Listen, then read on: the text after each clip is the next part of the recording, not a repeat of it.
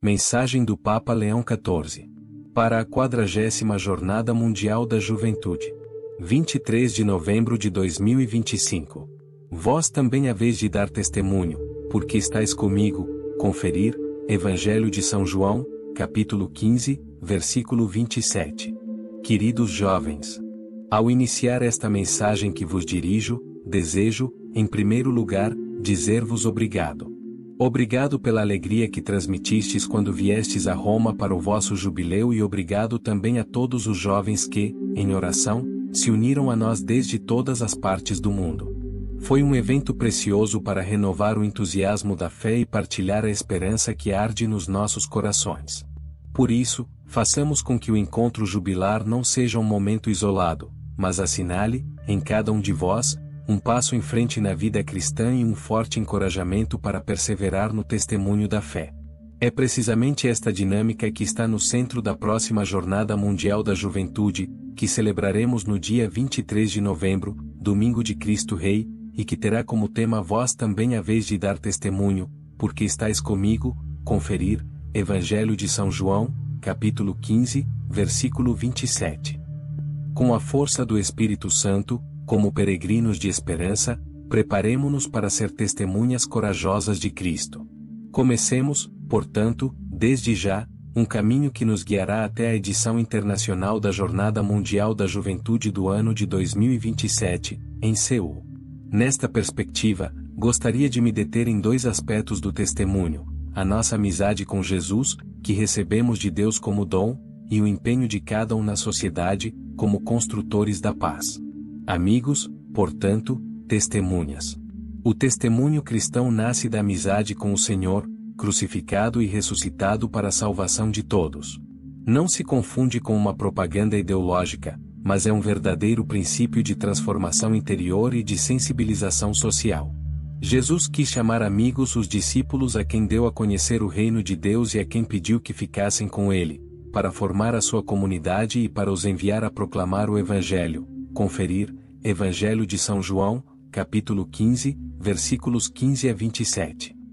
Quando Jesus nos diz dai testemunho, está a assegurar-nos que nos considera seus amigos.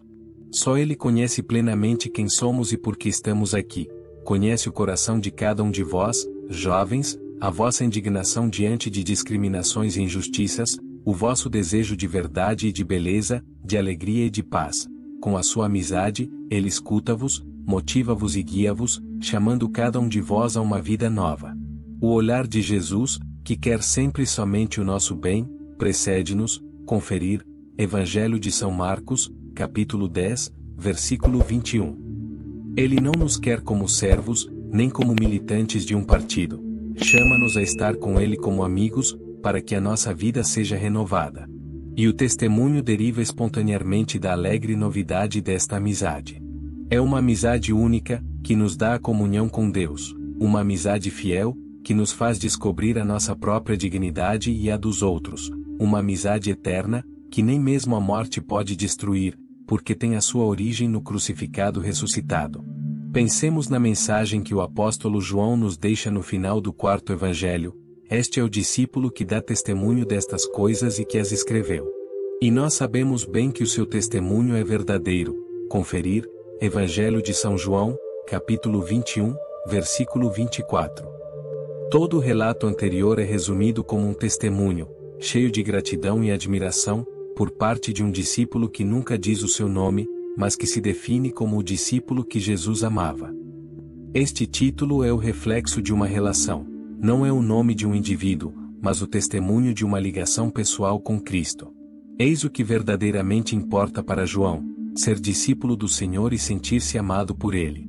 Compreendemos, então, que o testemunho cristão é fruto da relação de fé e de amor com Jesus, em quem encontramos a salvação da nossa vida. O que escreve o apóstolo João vale também para vós, caríssimos jovens. Sois convidados por Cristo a segui-lo e a sentar-vos ao seu lado, para escutar o seu coração e partilhar de perto a sua vida. Cada um de vós é, para Ele, um discípulo amado, e desse amor nasce a alegria do testemunho. Outra corajosa testemunha do Evangelho é o precursor de Jesus, João Batista, que veio para dar testemunho da luz e para que todos crescem por meio dele. Conferir, Evangelho de São João, capítulo 1, versículo 7. Apesar de gozar de grande fama entre o povo, sabia bem que era apenas uma voz que indicava o Salvador. Eis o Cordeiro de Deus. Conferir, Evangelho de São João, capítulo 1, versículo 36. O seu exemplo recorda-nos que a verdadeira testemunha não tem como objetivo ocupar o palco, nem procura seguidores para vincular a si mesma. A verdadeira testemunha é humilde e interiormente livre, em primeiro lugar em relação a si mesma, isto é, livre da pretensão de estar no centro das atenções. Por isso, é livre para escutar, interpretar e também dizer a verdade diante de todos, mesmo dos poderosos. De João Batista aprendemos que o testemunho cristão não é o anúncio de nós mesmos e não celebra as nossas capacidades espirituais, intelectuais ou morais. O verdadeiro testemunho é reconhecer e mostrar Jesus, o único que nos salva, quando ele aparece. João reconheceu-o entre os pecadores, imerso na humanidade comum. Por isso o Papa Francisco insistiu tanto: se não sairmos de nós mesmos e das nossas zonas de conforto, se não formos ao encontro dos pobres e daqueles que se sentem excluídos do reino de Deus, não encontramos nem damos testemunho de Cristo. Perdemos a doce alegria de ser evangelizados e de evangelizar. Caríssimos, convido cada um de vós a continuar, nas Sagradas Escrituras, esta busca de amigos e testemunhas de Jesus.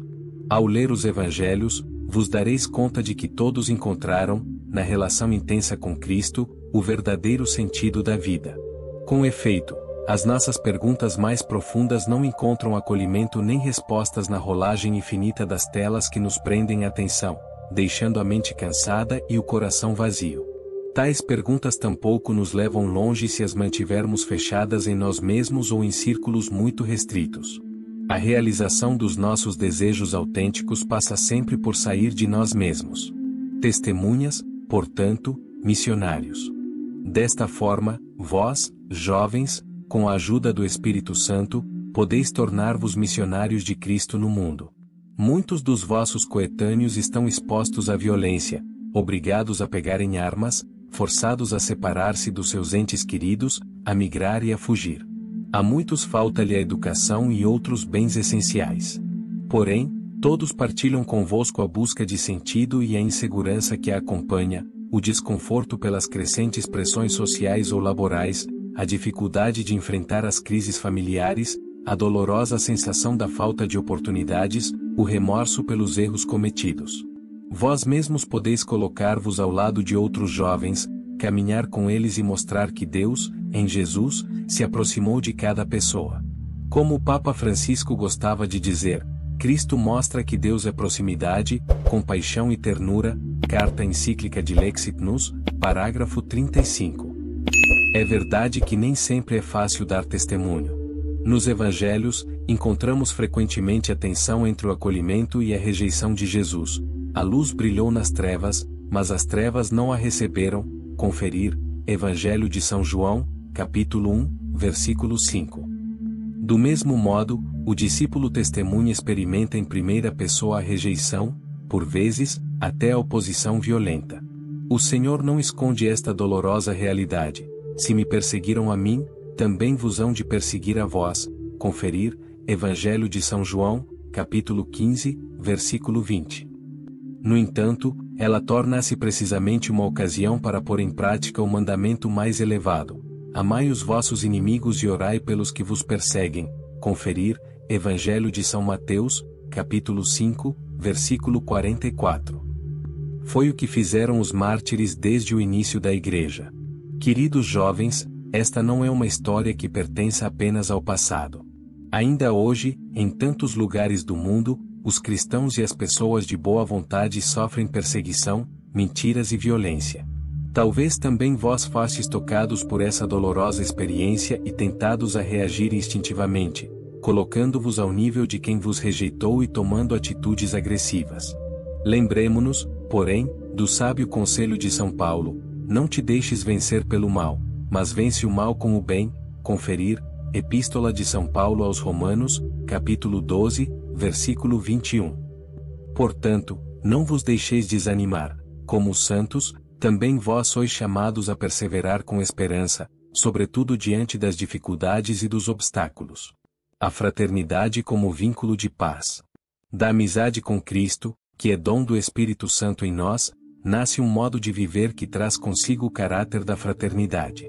Um jovem que encontrou Cristo leva para todo lado o calor e o sabor da fraternidade, e quem entra em contato com ele ou com ela é atraído para uma dimensão nova e profunda, feita de proximidade desinteressada, de compaixão sincera e de ternura fiel.